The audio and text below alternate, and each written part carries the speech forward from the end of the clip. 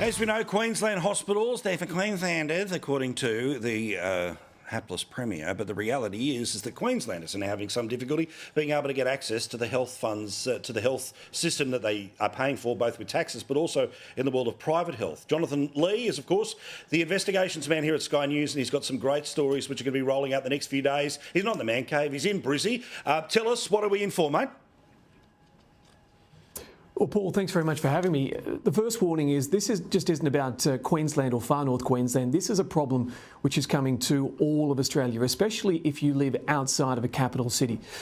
We went up to Cairns, far north Queensland recently, and what they've got there is an enormous issue at the moment where if you want to have a baby privately delivered, you can't have a privately delivered baby in the top 1,000 kilometres now of Queensland. We're talking about an area twice the size of Tasmania. The private hospital in Cairns has wrapped up its private obstetrics unit. That means people are now driving 4 hours south to Townsville. It is an enormous problem.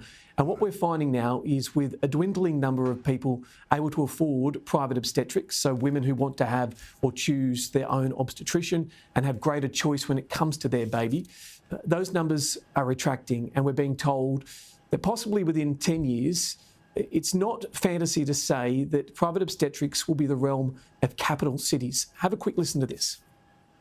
I think the major cities will be the last bastions of private obstetrics. What you're beginning to see is the beginning of things starting to crumble, and so of course regional areas is where you see it first, and then slowly it will come to the cities. And we have had patients that have left Cairns. They've already left because they say they can't start a family here. They can't have the family begin the way they want to.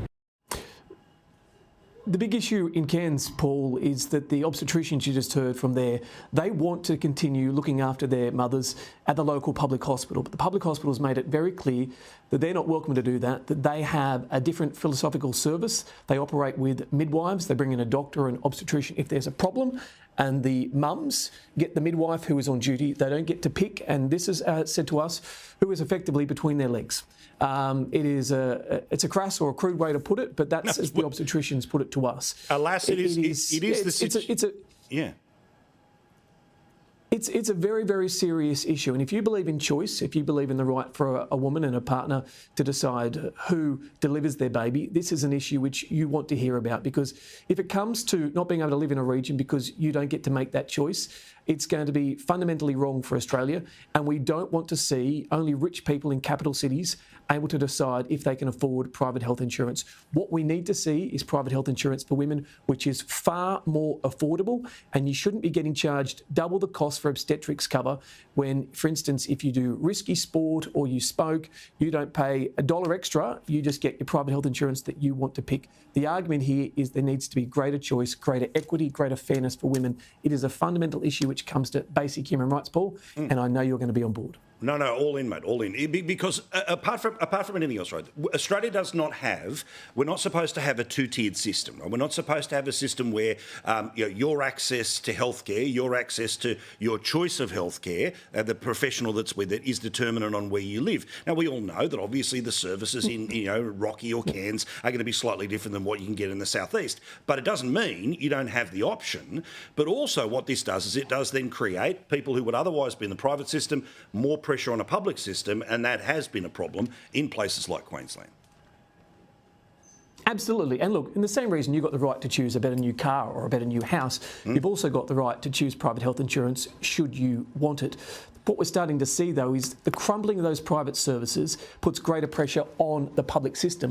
Now, the big question here is the private hospital not offering those private services because there is a shortage of women, or is there more money also to be made by replacing things like knees and hips? There's another philosophical question. Wow.